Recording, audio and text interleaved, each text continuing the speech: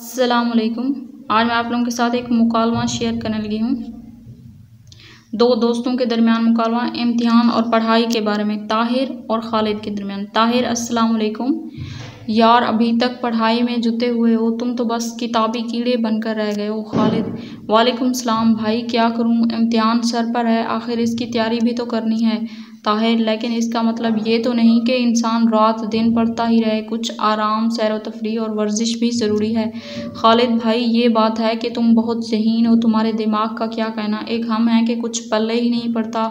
ताहिर: ये बात नहीं, अल्लाह ताला ने सबको सोचने समझने के लिए दिमाग दिया है, बस इससे काम लेने का तरीका आना चाहिए। जो कुछ पढ़ो उसे खूब समझ कर पढ़ो और उसे अच्छी तरह ज़हन नशीन कर लो। खालिद: लेकिन कुछ बातें ऐसी होती हैं जिन्हें हम सही तौर पर समझ नहीं पाते। ताहिर: उनके लिए असातिज़ा कराम की रहनुमाई हासिल करनी चाहिए। खालिद: ये दुरुस्त है, लेकिन मामून कतब और टेस्ट पेपरों के बारे में तुम्हारा क्या ख्याल है। ताहिर: ये बुरे नहीं हैं, इनसे ज़रूर इस्तिफ़ादा करना चाहिए, लेकिन एक बात का ख्याल रहे कि जो किताब या टेस्ट पेपर पढ़ो वो मुस्तनिद और म्यारी हो। गैर म्यारी किताब पढ़ने से उल्टा नुकसान होता है। अलावा अज़ी हमें दीगर कतब से भी इस्तिफ़ादा करना पड़ता है। खालिद: लेकिन ज़ायद कतब के मुताले का वक्त भी कहाँ मिलता है। ताहिर: ये बात नहीं, आपको एक तयशुदा प्रोग्राम के तहत पढ़ना चाहिए और कुछ वक्त ज़ायद मुताले के लिए भी निकालना चाहिए।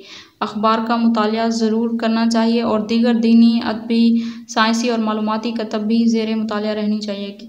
किसी अच्छी किताब का इंतखाब कर लो और उसे मुताले की मेज़ पर रख छोड़ो और गाहे बगाहे उसे देखते रहो।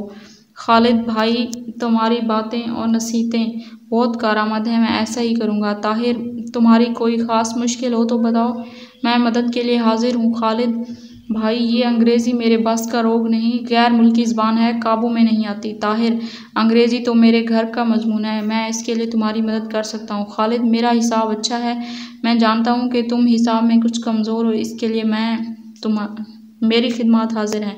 ताहिर: बहुत बेहतर। जहाँ तक साइंसी मज़ामीन का ताल्लुक़ है, उनके लिए हमें किसी अच्छे उस्ताद साहब की रहनुमाई। खालिद: मैं तुमसे इत्तफ़ाक़ करता हूँ, इस सिलसिले में कोई मुनासिब बंदोबस्त होना चाहिए।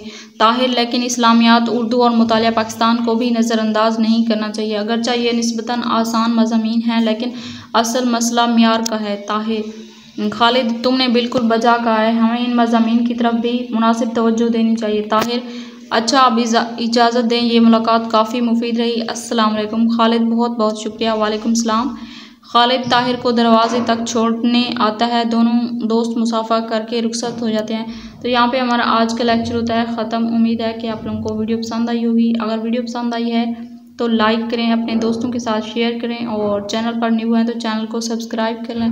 मिलते हैं नेक्स्ट वीडियो में, तब तक के लिए